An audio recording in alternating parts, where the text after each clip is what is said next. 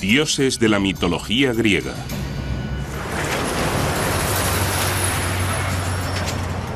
Atenas, Grecia.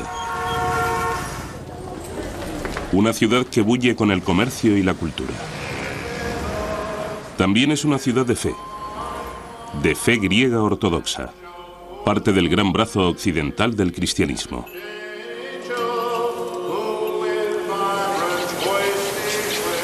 Pero aquí hubo otro mundo del cual solo quedan fascinantes fragmentos.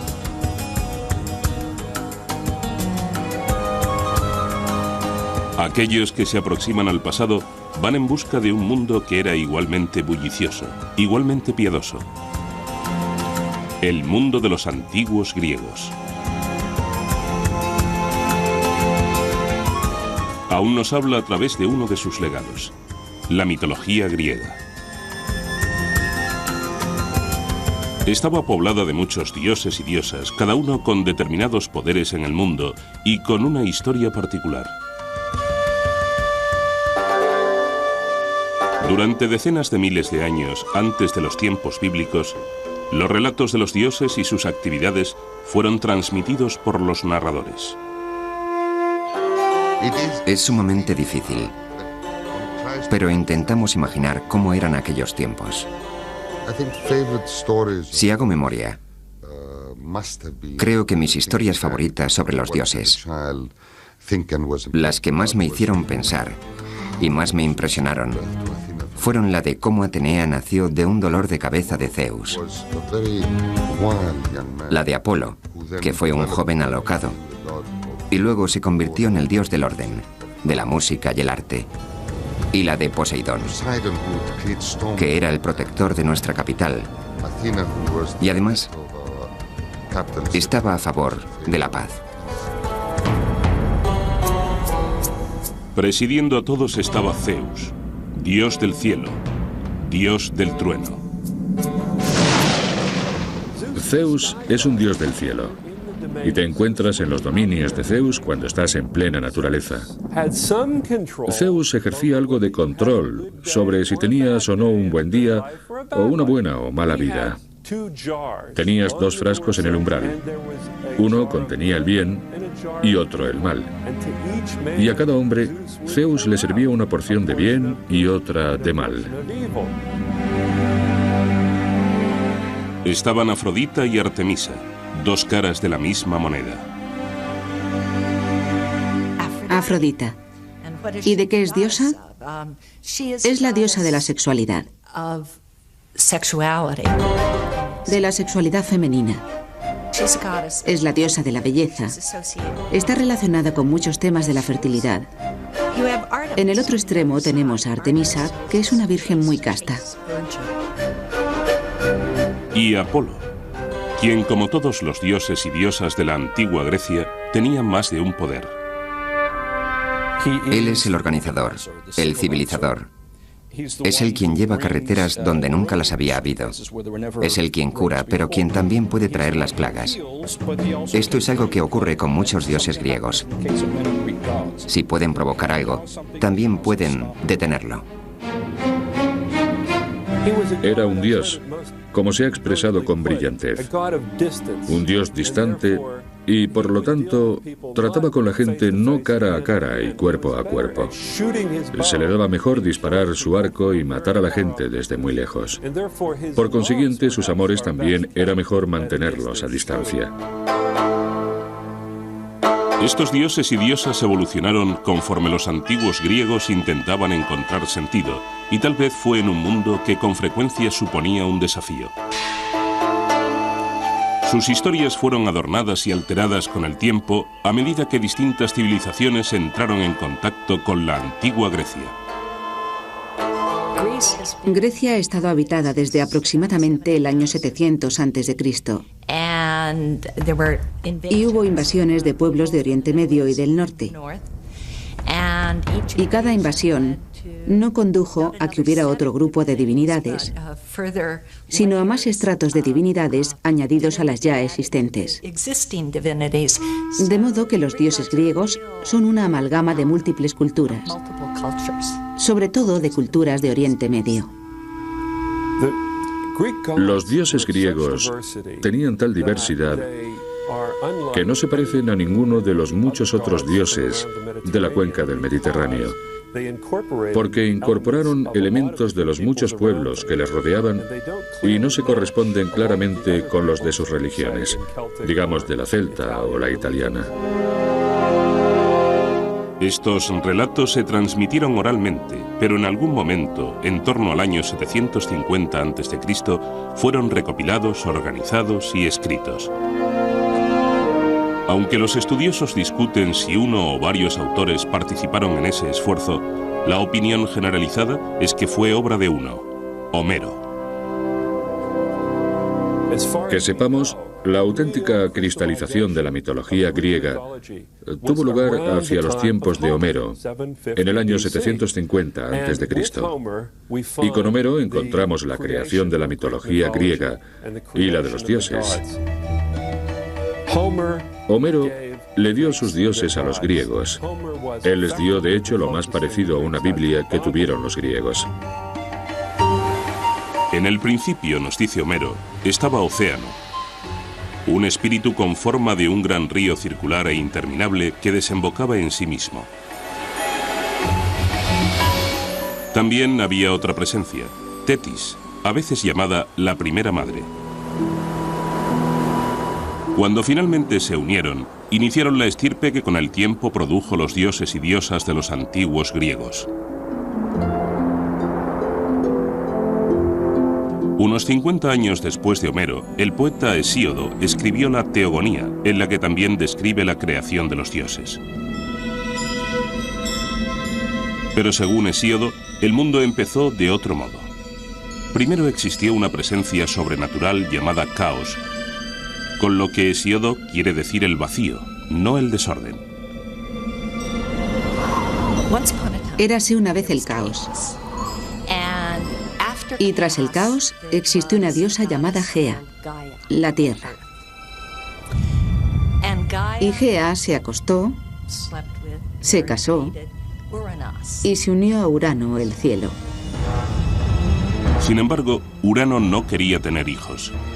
Se sentía amenazado por ellos e impidió que nacieran. Gea conspiró con Cronos, uno de sus hijos nonatos, quien castró a su padre, suponemos que desde el vientre de su madre.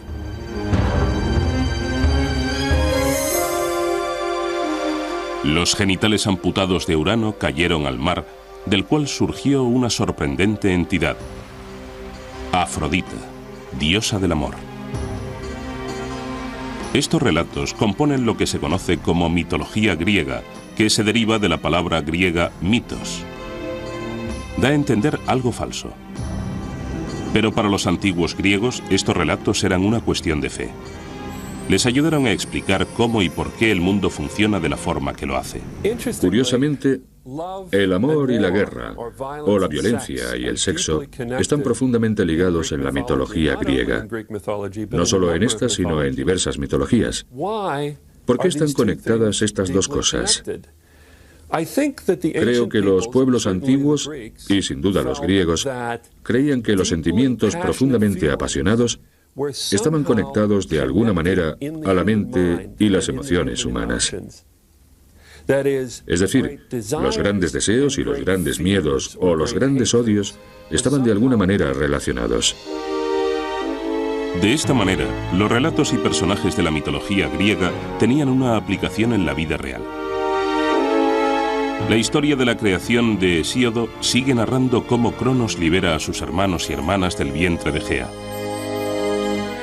Esos seres serían conocidos como los titanes, nacidos solo después de que su padre fuera castrado.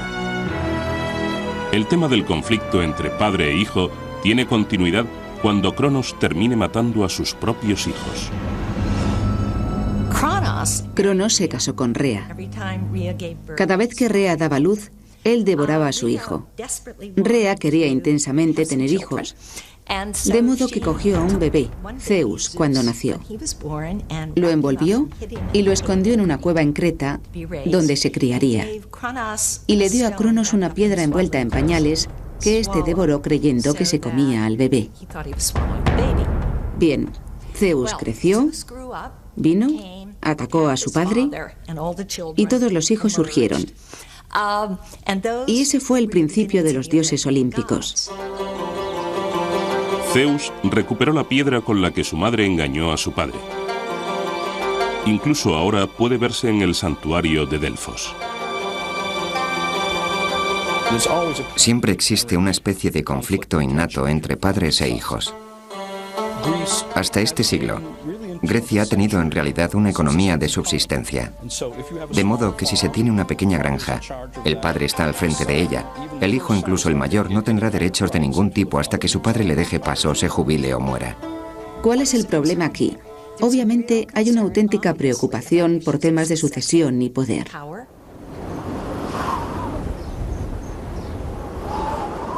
Una vez que Zeus salva a sus hermanos y hermanas de su padre, toman el monte Olimpo. Desde ese bastión luchan por el control del mundo contra su padre, sus tíos y tías, que eran todos titanes. Finalmente, los dioses y diosas del Olimpo se impusieron. Reconocieron a Zeus, que también es dios del cielo, como su rey. Pero los seres humanos aún tienen que hacer su aparición. A continuación, la excitante e inquietante llegada de la humanidad al mundo.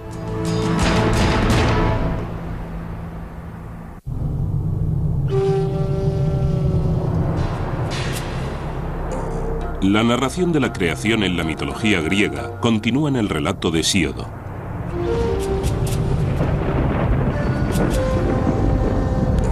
Generaciones de dioses continúan luchando unos contra otros antes de la llegada de la humanidad al cosmos. Creo que dice algo muy interesante de una cultura. Si ésta considera como momentos de formación tanto los de conflicto como los de producción unificada, de producción pacífica. Cada vez que estudio o enseño un curso que trata de la mitología griega, no deja de abrumarme lo persistentes que son esos conflictos. Tras triunfar sobre los titanes, el gran dios Zeus se casa con Metis, una titán, y por lo tanto, su tía. Con el tiempo, tienen una hija que nace totalmente desarrollada y armada de su cabeza. Es Atenea, la diosa de los guerreros. Otros dioses y diosas se incorporan al mundo, cada uno con diferentes funciones. Todos tienen, no obstante, algo en común. Un atributo que los distingue de prácticamente todas las demás divinidades del mundo antiguo. Su imagen es humana. Si pensamos en la religión egipcia, con sus dioses que poseen cabezas de animales o cuerpos de diversos animales, o en las religiones acadias, mesopotámicas o hititas, en la que vemos a divinidades asociadas con leones y otros animales feroces. La decisión de los griegos de representar de alguna manera a sus dioses como griegos es una auténtica innovación. No estamos del todo seguros de dónde procede. Cuando pensamos en la divinidad, hablamos de lo desconocido. Y solo se puede hablar de lo desconocido en términos de lo desconocido. En la Biblia hebrea, en el Génesis, dice que Dios bajó a la tierra y anduvo en el jardín del Edén por la tarde cuando hacía fresco. Es casi imposible hablar de divinidades sin hacer algo así. Xenófanes dijo que si los caballos pudieran dibujar, dibujarían sus dioses como caballos. En la narración de Homero, no es hasta que los dioses y diosas se instalan en el monte Olimpo cuando empieza a desarrollarse la historia de los seres humanos. Los relatos judeocristianos del principio del mundo culminan en la creación del hombre por Dios, al que se le da el dominio sobre todas las demás criaturas en la tierra. Sin embargo, los antiguos griegos creen que el nacimiento de los humanos reviste poca importancia para el cosmos. Aunque los griegos tenían un universo centrado en los humanos, su visión del hombre fue casi una idea de último momento. Era una criatura insignificante en el universo, algo ciertamente menor que los dioses. Luego, la creación de los humanos tenía que ocupar un segundo o tercer lugar en el mundo griego del cosmos y las deidades olímpicas. ¿Por qué se le dio a la creación del hombre un papel tan pequeño en la creación del universo? Podría deberse a que los griegos dieron por sentado que los humanos siempre habían existido, que los seres humanos eran en efecto tan importantes que nunca hubo una etapa en la que no existieran. Esto no deja de ser aún un misterio. Me gusta pensar que el mito griego refleja una cierta comprensión del lugar de los humanos en el mundo, que no son el centro de las cosas, que hay toda una profusión de cosas en el mundo creado en las que los humanos tienen que encajar. Esto supone un gran contraste con un buen número de culturas y sistemas de creencias. Igual que con el inicio de los dioses, la mitología griega contiene distintos relatos de la creación del hombre. En ninguno de ellos los inicios de la humanidad son prometedores. Vivíamos como hormigas en el suelo y no sabíamos leer ni conocíamos las estaciones del año, ni el clima, ni podíamos pensar ni oír. No éramos más que gusanos despreciables. En la versión de Homero de la creación de los humanos, el dios Prometeo crea al primer hombre de barro y le infunde vida. En el relato de Hesíodo, Zeus crea razas sucesivas de hombres, de oro, plata, bronce y hierro. Parece que cada raza simbolizaba distintos aspectos de la condición humana. La primera raza de hombres está hecha de oro. Su vida es fácil, sus cosechas son abundantes. Literalmente festejaban con los dioses. En el principio hubo una era de oro y la gente vivía en la tierra y sus cultivos crecían por sí solos y todo el mundo era bueno y justo. Toda esa gente simplemente desapareció al cabo de un tiempo. La raza de oro parece haber vivido una historia perfecta, por lo visto, en un paraíso. Y sin embargo, esta raza desaparece sin explicación. En el relato bíblico del paraíso, las penurias de la vida se ven como resultado de la caída en desgracia de Adán y Eva en el jardín del Edén. Para la desaparición de la raza de oro de la mitología griega no hay tal explicación. El motivo de su destino sigue siendo un misterio. El sistema griego en el que los humanos y su creación no son tema de preocupación difiere mucho de lo que se encuentra en el Génesis, donde tenemos toda esa atención en la creación del primer hombre. Claro está, en el Génesis está relacionada con lo que sigue, con qué pasó después de que la primera pareja desobedeciera a Dios. En los mitos griegos, desobedecer a los dioses no es un problema tan grande como en el Génesis. Entonces, ¿por qué Hesíodo no tiene una respuesta? ¿O por qué no nos da una respuesta a por qué la raza de oro desapareció? Teniendo el mito judeocristiano de la expulsión del jardín del Edén, porque evidentemente eso fue culpa de Adán y Eva. Lo que esto significa es que no hay una buena explicación a por qué el mundo es tan difícil ahora, a por qué los humanos tienen tantos problemas. Cuando la raza de oro se extingue, Zeus crea a los hombres de plata. Pero esa raza no es muy evolucionada. Los hombres de la Edad de Plata fueron bebés mucho tiempo y luego tuvieron un corto periodo de madurez para después sufrir una vejez espantosa y desaparecer bajo tierra. Eran más arrogantes y no adoraban a sus dioses lo suficiente. A continuación llegaron los hombres de bronce, que se exterminaron a sí mismos en constantes guerras. Finalmente apareció la raza de hombres que viven hoy día. De ellos se dice que son hombres de hierro. Así que, en esencia, la historia de la degeneración se ha trasladado a la era actual, donde muestra un equilibrio entre las diversas visiones de las cosas importantes de la vida para los griegos. A saber, su actitud hacia los dioses y hacia la guerra y hacia luchar por su ciudad-estado, y sobre cómo congeniar o no los unos con los otros. Curiosamente, todas estas historias explican la creación de solo la mitad de la raza humana, el hombre. La mujer es creada como una desgracia, un castigo, y todo por un engaño. La primera mujer fue enviada a la tierra como un castigo a la humanidad. Esto suena increíblemente misógino, y fue una historia inconcebiblemente misógina por parte de Hesíodo, que la contó en el año 700 a.C. Pero cuenta la historia que uno de los dioses, Prometeo, intentó engañar al amo y señor de todo el cosmos, Zeus. Prometeo es el dios embaucador. Es un dios listo. Prometeo significa previsión.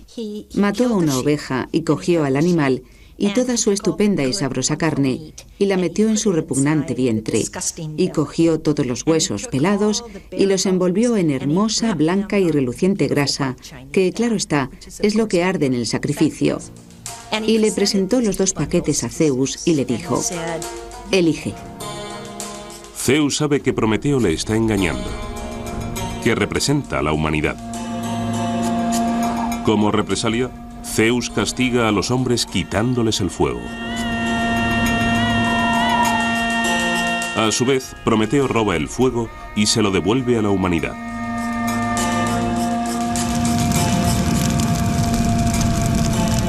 Y por robar y devolverle al hombre el regalo del fuego, fue castigado indirectamente por hacer que se creara una mujer que le fue entregada a los seres humanos. Ahora, Zeus no le dio ese objeto diabólico a la humanidad sin más. Lo llamó un mal hermoso. Es algo de lo que no puedes prescindir. Ella es un Kalón Kikón. En términos de los griegos, es una cosa hermosa y mala. Así que el mito griego, la poesía griega, gusta de expresarlo en ambos sentidos. Las mujeres son hermosas. Las mujeres son algo irresistible. Al mismo tiempo, las mujeres te hacen trabajar, así que son algo malo. Pienso que a lo largo de la mitología griega se observa un reiterado énfasis en la amenaza que representan las mujeres, la amenaza que suponen por tu necesidad de ellas, la necesidad de tener hijos y el temor muy real a perder el control debido al deseo. La incontenible sexualidad femenina amenaza al hombre. Zeus no le dio cualquier mujer al hombre. En efecto, le dio un Kalón Kikón, un hermoso mal. Su nombre es Pandora y llegó con una caja repleta de males que esparció por el mundo. A continuación, ¿por qué la esperanza está en la caja de Pandora?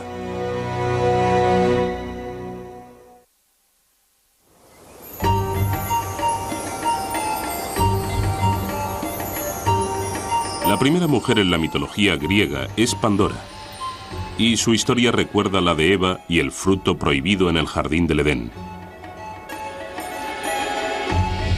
Se le entrega una caja y se le dice que no la abra, pero Pandora lo hace. Y todos los males del mundo son liberados. La enfermedad, el dolor, el sufrimiento, las plagas.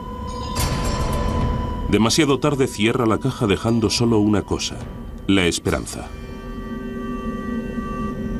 ¿Pero qué hace la esperanza en la caja llena de males de Pandora?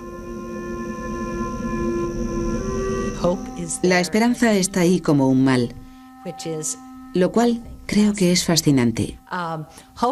La esperanza es un mal, porque te permite actuar con la sensación de que puedes controlar el futuro. Y en Hesíodo eso es muy peligroso. No puedes controlar el futuro y hacerlo es obrar engañado. ¿Es la esperanza algo bueno o malo? A los griegos les gustaban este tipo de dilemas porque la esperanza puede ser buena o puede ser mala. De modo que fue dejada con ambigüedad en la caja para que los humanos la usaran o la evitaran. Pandora es quizá el más importante, pero sin duda no el único ejemplo de mujeres que son el origen del mal en la mitología griega. Algunos estudiosos encuentran un significado más profundo a este menosprecio a las mujeres y señalan a Afrodita, la diosa del amor. Si miramos a los mitos de Afrodita, que es lo más hermoso y sexualmente deseable que pueda haber, los hombres la temen. Vio a un hombre, un ser humano, Anquises, en una colina a las afueras de Troya y quiere acostarse con él. Se le aproxima y él le dice: «Eres demasiado hermosa para ser humana. Tienes que ser una diosa y no quiero acostarme contigo». Y ella le responde: «No, solo soy una doncella de los alrededores». De modo que se acuestan y cuando él despierta, ella ya ha adoptado su personalidad de diosa y él se aterra. Le aterra que vaya a ser castrado, que vaya a perder toda su fuerza. En contraste, los antiguos griegos creían que Atenea, una diosa sin papel sexual, era una gran fuerza del bien. Atenea es la protectora. Atenea es la divinidad guerrera que encabeza la guerra de defensa justa. Ella es la diosa de la ciudad y, en muchos sentidos, la divinidad más importante que tienen los atenienses. Y eso puede ser válido para muchas otras ciudades donde existe una acrópolis con un templo de Atenea en la cima. Por lo tanto, el mundo de los dioses y diosas griegos no es simplemente una colección pintoresca de relatos, sino una ventana a una civilización antigua, a sus ideas y a sus valores. El tipo de pensamiento indirecto que se observa en los mitos, el tipo de narraciones que saltan de un sitio al otro, que introduce criaturas extrañas, se parecen mucho a los sueños. De modo que creo que la pregunta es si los mitos griegos son de alguna forma la conciencia colectiva de la civilización griega, en una época temprana. De forma consciente o inconsciente, los dioses están muy presentes en la vida cotidiana de los antiguos griegos. En cada montaña, en cada planta, en cada una de las emociones que experimentaban, pensaban que detrás había un dios controlándolo todo.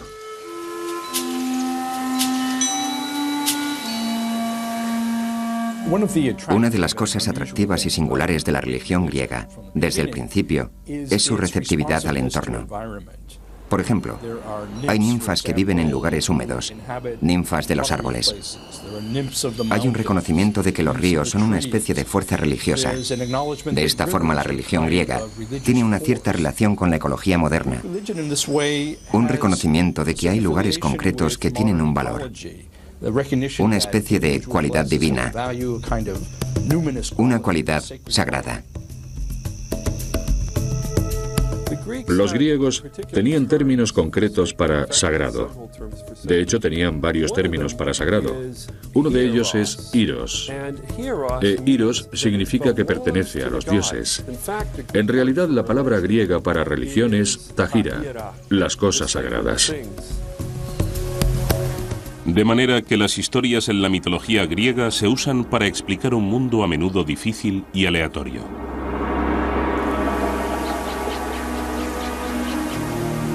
El invierno nace cuando Perséfone, la hija de la diosa Deméter, es raptada por el dios Hades y llevada al infierno para ser su esposa. Deméter estaba terriblemente alterada por haber perdido a su hija y empezó a recorrer el mundo en su busca. No pudo encontrarla. Lloró, gimió, los cultivos no crecieron y por lo tanto los dioses no recibían suficientes sacrificios. Algunos dioses acudieron a Zeus y le dijeron: tienes que hacer que Perséfone vuelva con su madre, que ésta haga crecer los cultivos para que recibamos nuestros sacrificios y la gente no muera. Al final, a Perséfone se le permite volver con su madre, pero con una condición. Cada año, Perséfone tiene que pasar 3 meses con Hades. Es durante ese periodo que su madre Deméter, la diosa de la agricultura, está inconsolable, y de ahí que cada año los campos estén yermos durante el frío invierno. De ese modo, las grandes penurias de la vida eran explicadas. Las dificultades personales, sin embargo, a menudo se explicaban como producto de alguna ofensa a los dioses. Aquellos que ofendieran a los dioses eran castigados, no por una autoridad terrestre, sino por los propios dioses.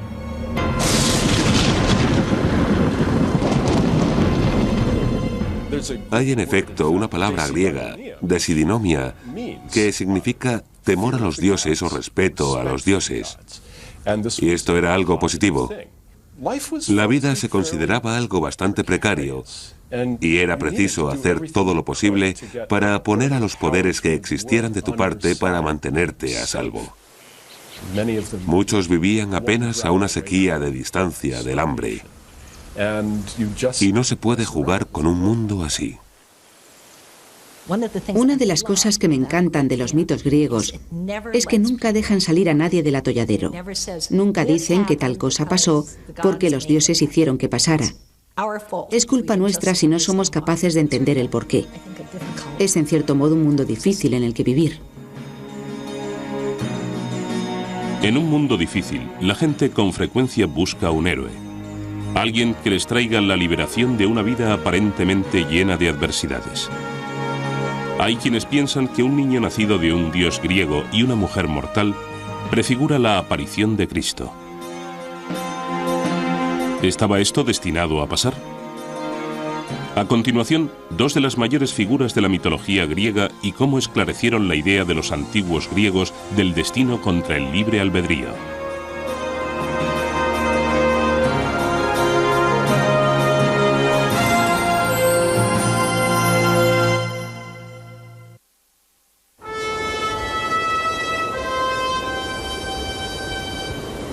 Una de las figuras más famosas de la mitología griega pudo haber contribuido a preparar el terreno para un acontecimiento posterior fundamental en la historia humana.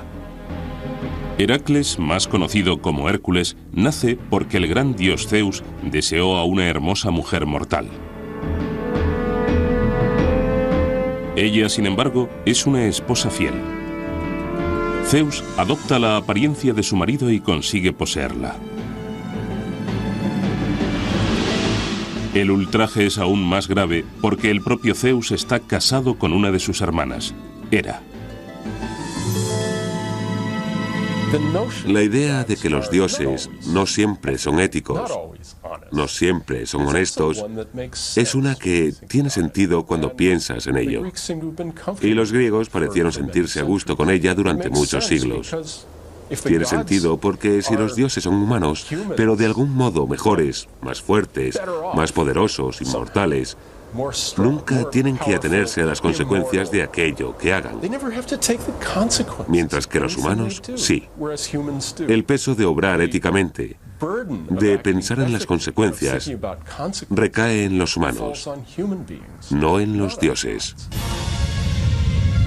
Hera no puede descargar su ira contra Zeus. En un acto característico de un dios griego, elige como blanco de su rencor al niño nacido de la infidelidad de su marido. Heracles tal vez sea el héroe griego más famoso, una figura especialmente importante en la mitología griega. Incluso en su infancia, Heracles está dotado de una fuerza extraordinaria. Hera manda mortíferas serpientes a su cuna y Heracles las estrangula a las dos. Muchos de los héroes griegos tenían de hecho un padre divino y otro mortal. Por lo general, un héroe era un hombre de una fuerza superior a la normal que estaba de alguna manera señalado para tener una vida de logros, pero también de enormes dificultades. Les costaba mucho integrarse en la sociedad, precisamente por sus grandes capacidades. La vengativa Hera continúa persiguiendo al hijo ilegítimo de su marido a lo largo de su vida, llevándolo a tener ataques periódicos de ira o de locura. Profundamente contrito por los asesinatos y otros delitos que comete durante esos ataques, Heracles emprende trabajos de arrepentimiento, a menudo matando a tiranos y monstruos.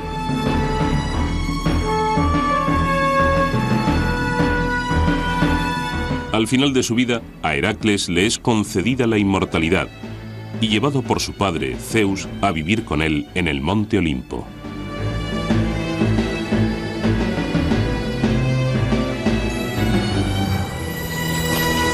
Así, la historia de Heracles pudo haberle preparado el terreno al apóstol Pablo, quien siglos más tarde les llevó a los griegos noticias de una nueva fe.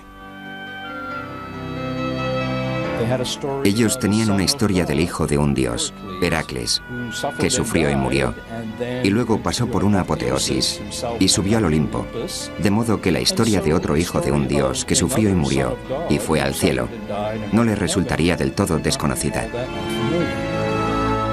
De igual forma, la idea de que un dios puede adoptar forma humana y parecer uno de nosotros era totalmente aceptable para un auditorio griego pagano. De ese modo, el primer cristianismo avanzó en Grecia y arraigó entre sus gentes con bastante facilidad. No exactamente la figura de Cristo, sino con elementos de él, porque era alguien que a través de esfuerzos, sufrimiento, trabajo y lealtad alcanzó la divinidad. Aunque Heracles es excepcional, solo es uno de los muchos héroes que anduvieron entre los mortales. Están Aquiles y Ulises, grandes guerreros de la guerra de Troya, y Teseo, cuyas hazañas incluyen matar al temible Minotauro, la criatura que se daba festines con la carne de jóvenes griegos. Pero los héroes no tenían que ser hijos de los dioses. Tampoco eran heroicos en los términos actuales, exponerse a graves peligros por los demás.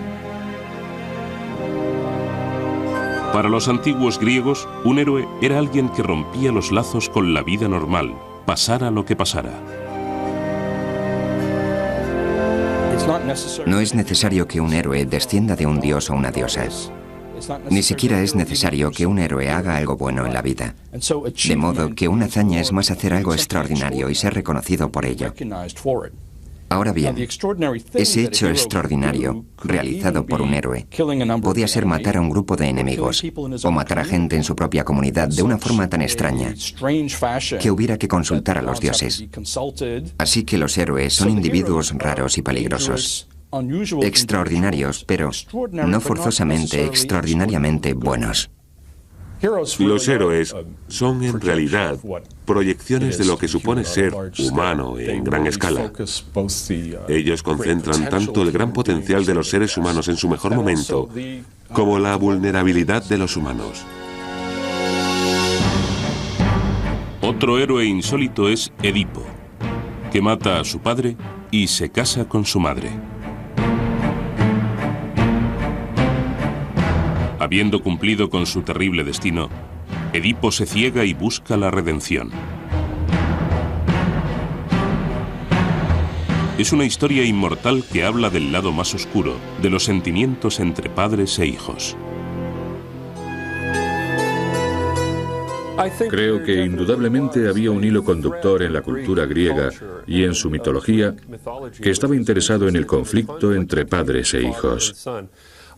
Está claro que Sigmund Freud, lo notó y se aprovechó de la historia de Edipo para su complejo de Edipo. Y también creo que había un hilo conductor en el conflicto generacional al que los griegos temían, pero que al mismo tiempo admitían como auténtico. La historia de Edipo y sus padres plantea otra pregunta eterna. ¿Están las vidas de los humanos predestinadas? ¿O tienen los humanos la facultad de obrar con libre albedrío? Edipo es alguien que por motivos que jamás se revelan, está destinado a matar a su padre y casarse con su madre. Una vez Edipo se percata de que no es hijo del rey de Corinto como creía, dice: Me considero el hijo del azar. Y con azar quiere decir algo muy aleatorio. No existe un plan. Al final de la obra resulta que todo cuanto ha hecho se ha ajustado a un plan. Y si él es el hijo del azar, es el azar en el sentido de que está íntimamente ligado al destino. Él, Edipo, el hombre, tomó decisiones. Cuando se enteró de que iba a matar a su padre y casarse con su madre, huyó de su casa sin saber que era adoptado. Y claro está, encuentra a su padre en el camino y lo mata. Y luego llega a la ciudad y se casa con su madre. Él elige irse de su casa. Hizo algo terrible, pero no con el ánimo de hacer algo malo. Y el destino no le hizo hacerlo.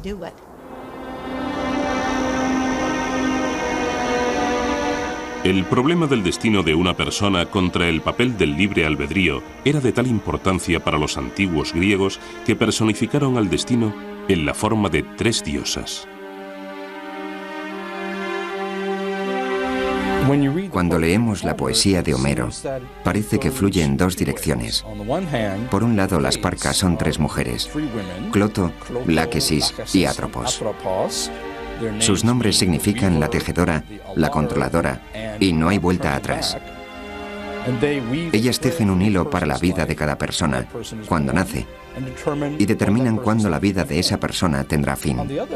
Por otro lado, vemos en la poesía de Homero que el destino es un poder superior a los dioses. Los dioses se inclinan ante el destino en varias ocasiones. Podemos mirar la historia de Edipo y hablar del destino. ¿Estaba predestinado a matar a su padre y casarse con su madre? Sí. ¿Qué significa eso? ¿Supone eso que no tenía libre albedrío? No, no significa eso, significa que eso era lo que iba a pasar. Los griegos tenían una visión muy compleja de cómo funcionaba el mundo. Por un lado, los dioses controlaban muchos de los actos de los seres humanos o tenían un efecto sobre ellos. Pero, sin embargo, los humanos también podían controlar sus propios destinos individuales y muchas veces tener la última palabra. De modo que existe una curiosa relación entre lo que controlan los dioses y lo que controlan los humanos. Y sabéis que esa ambigüedad les encantaba. De ese modo, los antiguos griegos aceptaron el hecho de que no había garantías en la vida. Algunas de sus preocupaciones parecen inquietantemente familiares hoy en día. Esa conciencia que tienen los griegos de que no se pueden tener demasiadas generaciones a la vez en el mundo está incluso expresada en un mito. El mito del comienzo de la guerra de Troya, que dice que la tierra estaba cargada con demasiadas personas y clamó a Zeus que la liberara de esa carga. De manera que Zeus inventó la guerra de Troya para deshacerse de mucha gente. En el próximo programa, los defectos y puntos débiles de las divinidades griegas y por qué unos dioses imperfectos eran perfectamente comprensibles para los antiguos griegos.